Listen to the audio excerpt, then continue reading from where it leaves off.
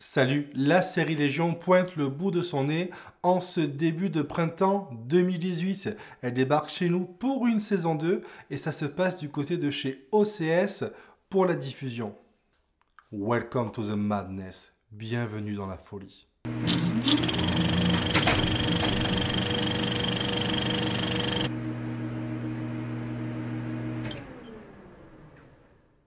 Et surtout, n'oubliez pas de vous abonner et de partager la vidéo de sorte que la chaîne puisse prendre de plus en plus d'ampleur.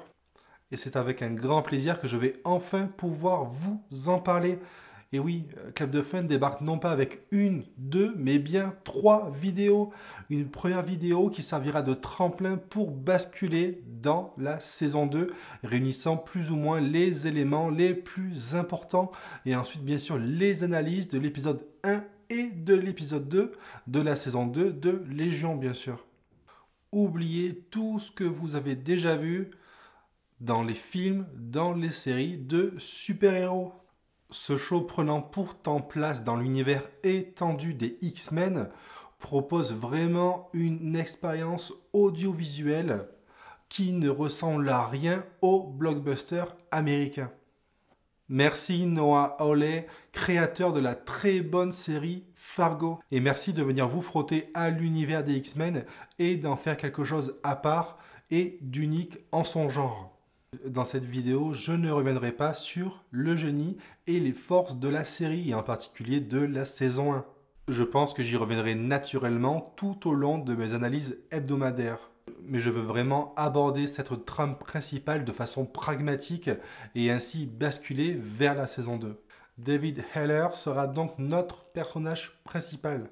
Il est alors interné dans un hôpital psychiatrique dans lequel il suit une thérapie pour contrôler sa schizophrénie et donc y effectuant des allers-retours depuis son adolescence. L'arrivée d'une jeune et jolie patiente, Syd Barrett, qui se refuse à tout contact physique, se liera très rapidement d'amitié puis d'amour avec David. Ce sera dans cette saison 1 et je pense aussi dans la saison 2, le seul repère solide qu'auront nos deux personnages et nous téléspectateurs face à cet océan de folie. Oui, j'ai bien dit le mot folie. À l'extérieur des murs de cet hôpital, une agence gouvernementale et militaire, la mystérieuse Division 3, tentera par tous les moyens de mettre la main sur David, qui pourrait bien être un mutant au pouvoir psychique sans égal. Et David, après avoir été capturé par la Division 3 et confronté à Clark et The Eye, à sa grande surprise, il sera secouru et caché dans un refuge pour mutants appelé Summerland. Et Summerland qui a été fondé il y a environ une trentaine d'années par Oliver Bird et maintenant dirigé par sa femme Melanie Bird. Dans cette communauté seront donc mis en lumière Oliver et Melanie Bird, Syd Barrett, Carrie Loudermilk, Kerry Loudermilk, Rudy et Ptonomy Wallace. Et justement, l'intrigue prendra tout son sens grâce au pouvoir épatant de Ptonomy Wallace. Et oui, des pouvoirs avec des capacités centrées sur la mémoire.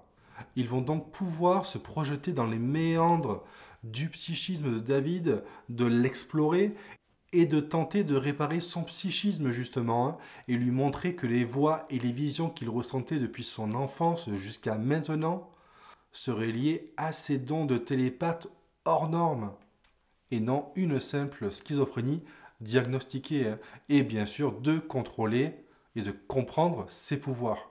À travers leurs nombreux voyages à l'intérieur de l'esprit de David, ils seront confrontés à un vrai phénomène atypique. Et oui, un parasite, un mutant très vieux, très ancien, très puissant, a élu domicile dans l'esprit de David à l'insu de tous. Le roi d'ombre, King of Shadow, après sa défaite lors de son affrontement il y a de ça plusieurs décennies face à Charles Xavier, donc le professeur X, il n'aura d'autre choix que de se réfugier dans l'esprit de David, alors encore un simple bébé. Et oui, vous avez bien entendu, Charles Xavier, le professeur X, s'avère bel et bien le père de David Heller. Et oui, tout au long de sa vie, David aura été maltraité, manipulé. Ses souvenirs auront même été transformés, altérés par le Shadow King justement, et qui avait pour but ultime de prendre possession du corps de David. Amal Farouk prendra alors plusieurs formes, plusieurs masques, plusieurs identités, dont celle de Lenny Busker, interprétée par l'époustouflante, charismatique et démoniaque Aubrey Plaza, qui défonce vraiment tout dans la série.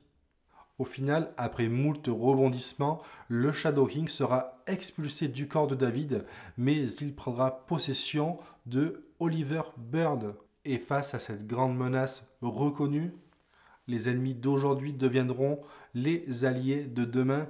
Et oui, la Division 3 et notre communauté de Summerland ont donc maintenant un ennemi commun et vont donc collaborer. Et en guise de scène post-générique, à l'instar d'un Marvel, David se fait littéralement absorber et capturer par une mystérieuse orbe sous les yeux d'une Sid sans réaction.